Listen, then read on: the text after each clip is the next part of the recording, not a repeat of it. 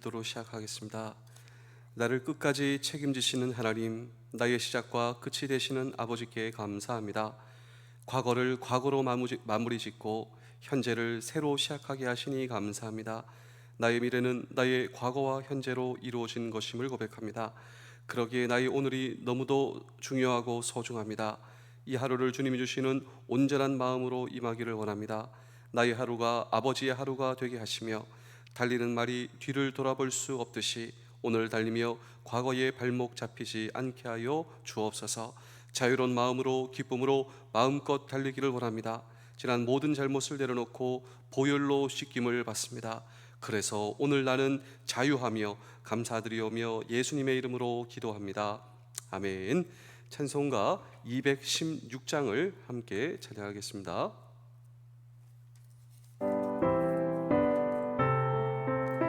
1절 2절만 찬양하겠습니다.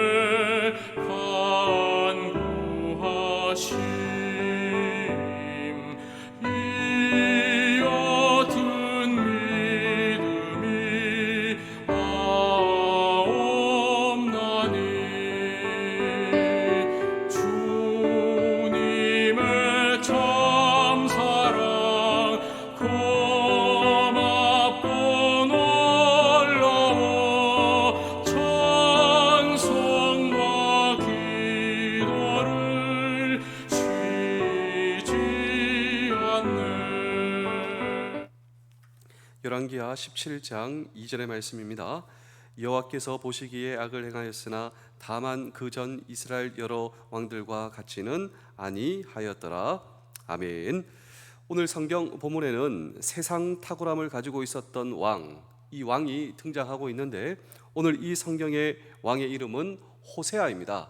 그런데 세상적으로 보자면 얼마나 탁월했는지 모르겠습니다. 어느 정도냐면 강력한 군대를 양성하게 되었습니다. 정치적으로 능력이 뛰어난 사람으로 다른 나라로부터의 멍에를 벗게 하고 또 진취적인 국가적인 이 국가의 진취적 기상을 고양시킨 왕입니다.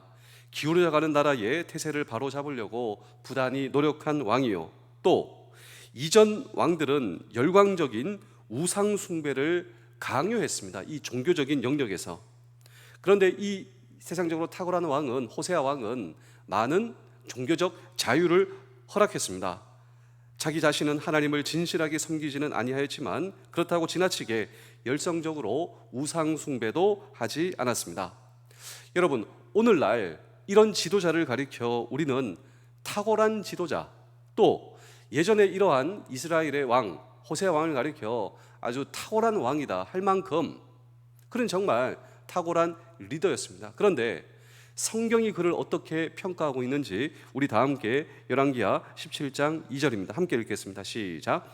여호와께서 보시기에 악을 행하였으나 다만 그 전 이스라엘 여러 왕들과 같이 하지는 아니하였더라. 자, 여호와께서 보시기에 무엇을 행하였다고요?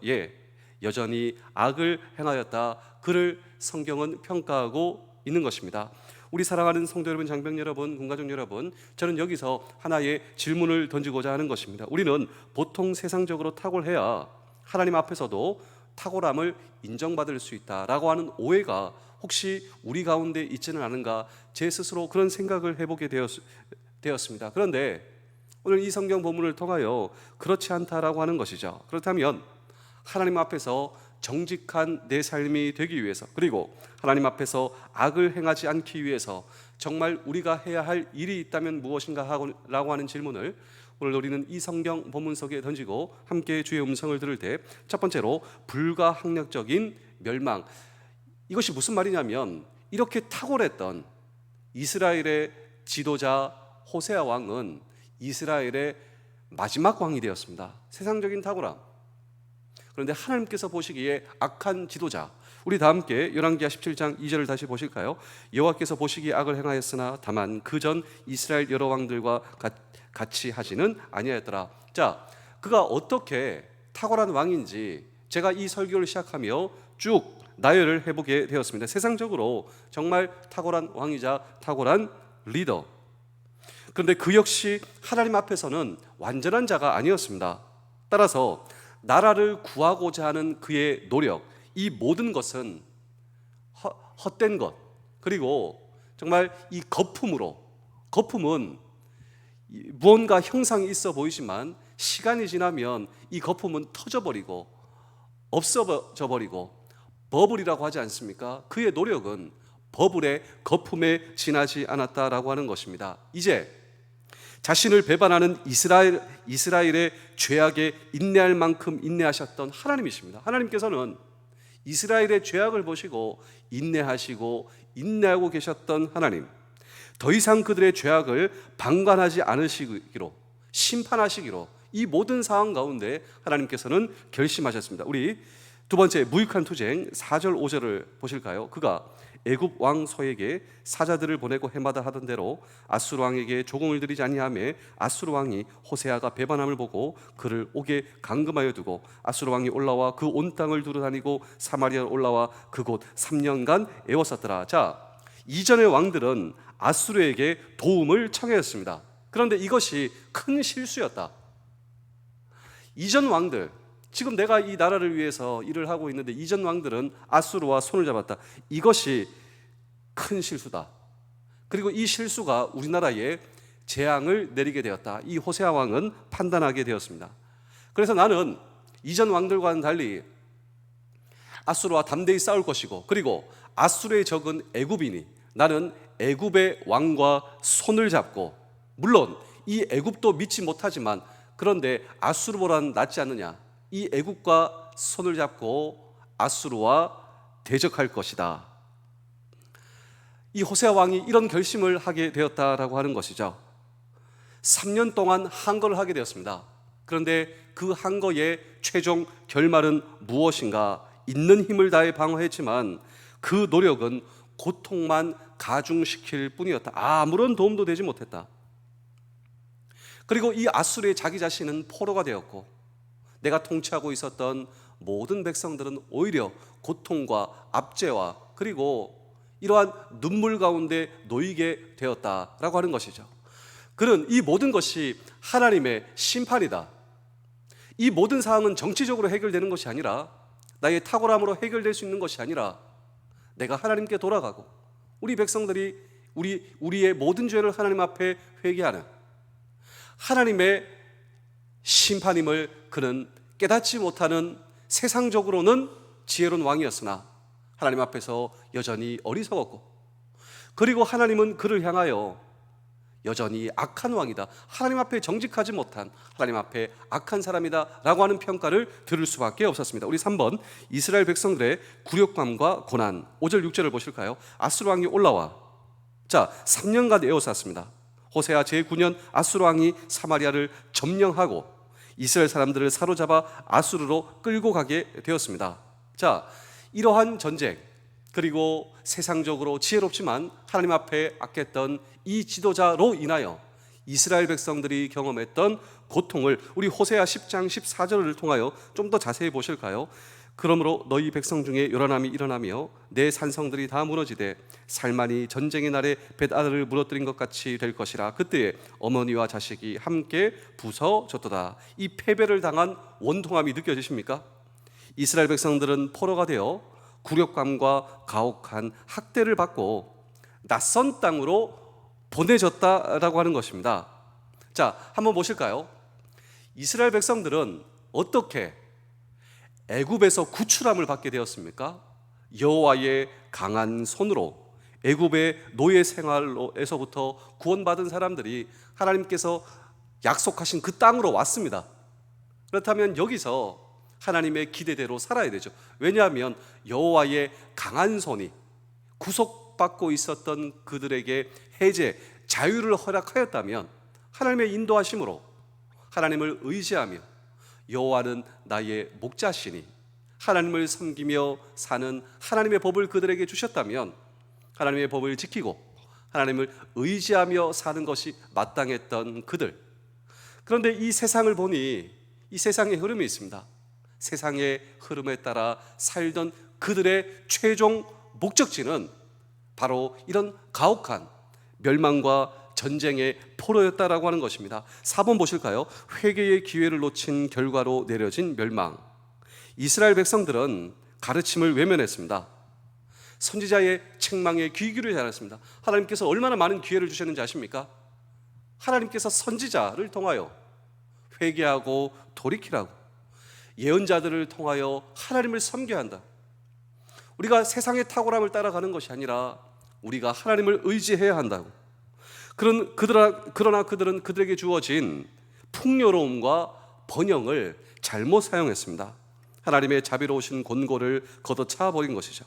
더 이상 그들에게 타협의 기회가 주어지지 않았습니다. 구원의 기회 또한 그들의 죄로 말미암아 막히고 말았습니다. 하나님의 은혜가 거두어진 이제 멸망으로 떨어지고 있는 그들을 구원한 아무것도 이 세상에 존재하지 않았다. 이것이 바로 오늘 이 성경 본문 북이스라엘의 마지막 왕 호세아가 어떻게 무너지게 되었는가? 그가 다스리고 있었던 이스라엘의 멸망, 아직 남유다는 남아있지 않습니까? 우리는 항상 궁금했어요.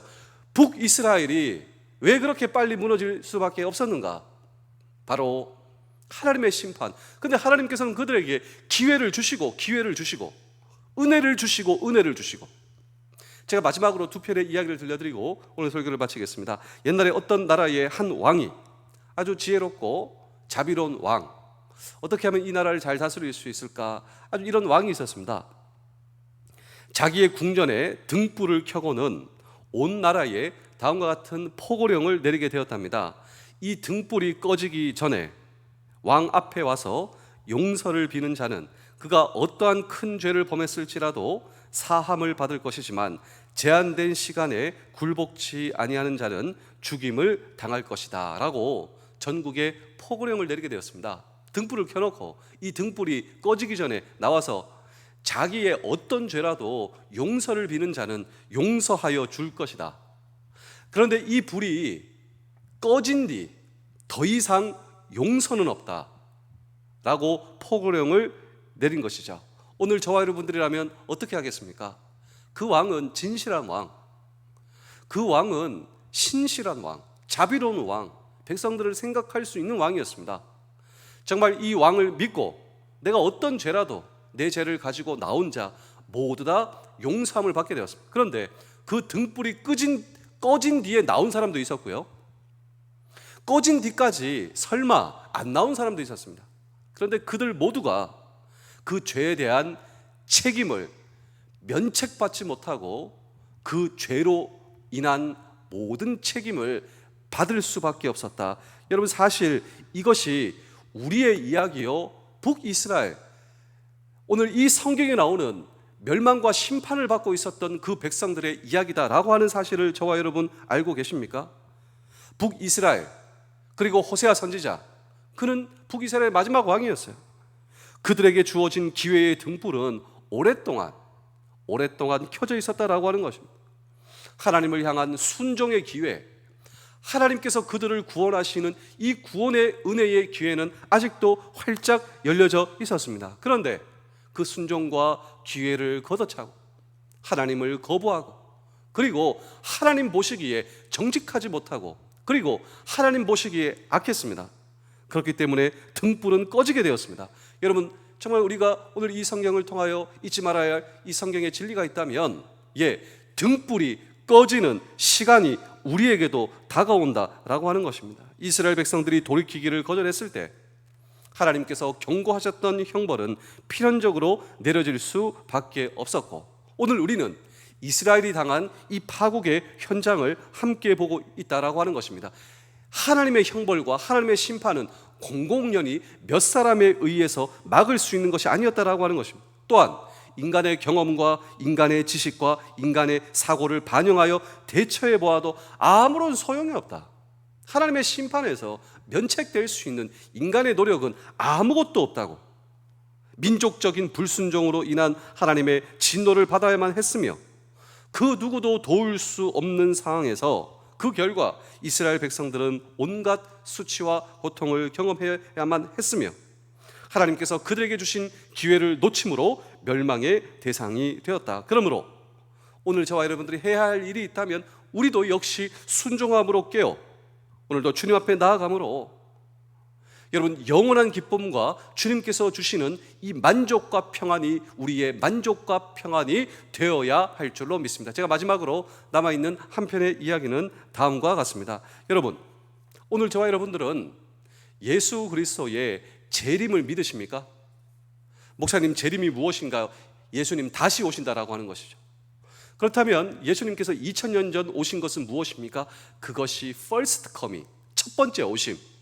그런데 예수 그리스도의 첫 번째 오심만 있는 것이 아니라 예수 그리스도의 두 번째 오심, 예수 그리스도의 재림을 오늘 저와 여러분들은 매주 고백하지 않습니까? 무슨 말이냐면 여러분, 사도신경에 이런 고백을 우리는 매주 고백하고 있습니다. 장사된 지 사흘 만에 죽은 자 가운데서 다시 살아나셨으며, 예수 그리스도의 첫 번째 오심, 예수님은 죽었다가 다시 살아나셨습니다. 또 하늘에 오르셨습니다. 지금 전능하신 하나님 우편에 앉아 계시다가 거기로부터 살아있는 자와 죽은 자를 심판하러 오십니다. 저와 여러분들을 심판하러 오십니다 라고 하는 이 사도신경에 예수 그리스도의 재림을 우리는 늘상 고백하고 있다라고 하는 것이죠. 우리는 예수 그리스도의 재림을 믿고 있는 사람이다라고 하는 것입니다. 그런데 우리는 예수 그리스도의 첫 번째 오심과 두 번째 오심, 재림, 그 사이에 살고 있어요. 우리가 살고 있는 이 시대는 어떤 시대인 줄 아십니까? 은혜의 시대입니다. 하나님께서 우리의 죄악을 보시고도 기회를 주시고, 지금도 말씀을 통하여, 오늘도 이 성경의 예언을 통하여, 또 오늘 이 시대에 세우신 선지자를 통하여 하나님께서 저와 여러분들을 초청하고 계세요. 이 초청의 메시지가 무엇이냐면 여전한 하나님, 은혜의 하나님, 자비의 하나님, 긍휼의 하나님, 그 은혜의 등불을 켜고 이 등불이 꺼지기 전까지 오늘도 하나님의 방법을 수용해야 한다고. 하나님의 방법이 무엇입니까? 여러분, 결코 면책받을 수 없는 우리의 죄함입니다. 우리의 죄. 그런데 내 죄를 정말 십자가에서 모든 내 죄를 짊어지시고 내 죄를 없게 하여 의롭다 하신 예수 그리스도를 믿음으로 말미암아 하나님께서 저와 여러분들을 용서해 주신 이 은혜의 메시지가 하나님의 방법입니다. 이 하나님의 방법을 저와 여러분들 수용할 수 있는가? 예수 그리스도의 첫 번째 오심, 그 첫 번째 오심은 바로 내 죄로 말미암아 하나님의 심판을 피할 수가 없었어요. 오늘 이 성경 본문에 나오는 비참한 심판, 이 심판이 나의 심판이면 이 심판을 피할 수 없었던 나를 죄에서 구원하시기 위하여 우리의 죄를 대신 속죄물로 주신 그의 죽으심과 부활을 통하여 내 죄값을 지불하신 인류의 구세주 예수 그리스도를 믿음으로 말미암아 오늘 저와 여러분들이 구원을 받습니다. 하나님께서 내 모든 죄를 면책하여 주신 하나님의 방법. 그런데 예수 그리스도가 첫 번째 오심, 두 번째 오심, 그분은 구세주로 오시지 않습니다. 두 번째 오심은 심판주로 오세요. 복음을 거절한 모든 역사와 모든 사람과 모든 것이 심판받습니다. 지구상의 모든 악도 동일하게 심판받습니다. 그리고 세상은 완전히 평화로운 정의로운 세상, 이 땅에 진정한 평화가 도래하게 되는 것입니다. 그래서 오늘 저와 여러분, 오늘도 우리의 왕이신 하나님의 방법을 수용하고 그 은혜의 등불은 지금도 켜져 있습니다.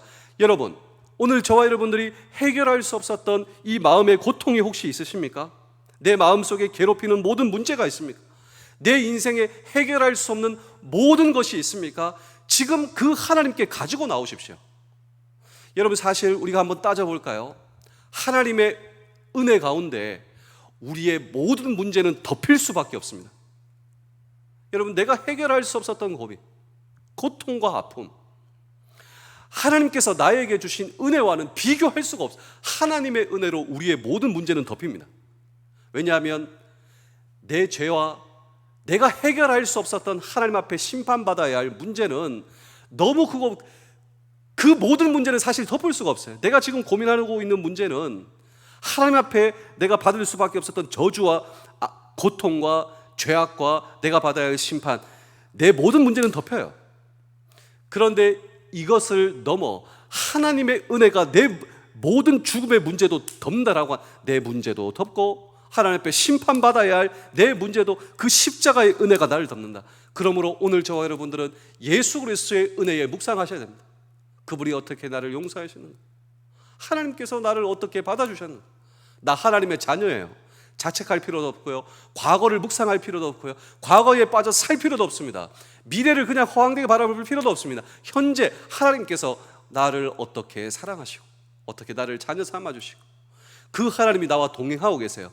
지금 나는 하나님과 시작하고요, 하나님께서 나에게 빌려주신 영원한 영생의 시간은 지금부터 시작되는 거예요. 현재가 선물이고, 여러분, 현재가 하나님의 은혜로 가득 차. 그렇습니다. 세상의 탁월함이 하나님께서 나를 보시기에 악이 아니라 하나님 앞에 순종함이, 오늘도 하나님과 더불어 사는 삶이, 예수 그리스도의 은혜를 묵상하며 사는 삶이, 하나님의 은혜로 감격하며 주님과 함께 동행하는 삶, 이것이 바로 하나님 앞에 정직한 저와 여러분들의 모습. 그리고 오늘부터 기적이 시작됩니다. 오늘부터 하나님께서 일하심이 시작됩니다. 오늘도 하나님이 저와 여러분과 함께 하십니다. 이 놀라운 임마누엘의 은혜가, 하나님께서 보시기에 정직한 하나님의 저와 여러분들을 향한 평가, 오늘부터 시작함이 놀라운 하나님의 은혜로 충만한 우리의 삶 되실 수 있기를 주의 이름으로 축복합니다. 기도하겠습니다.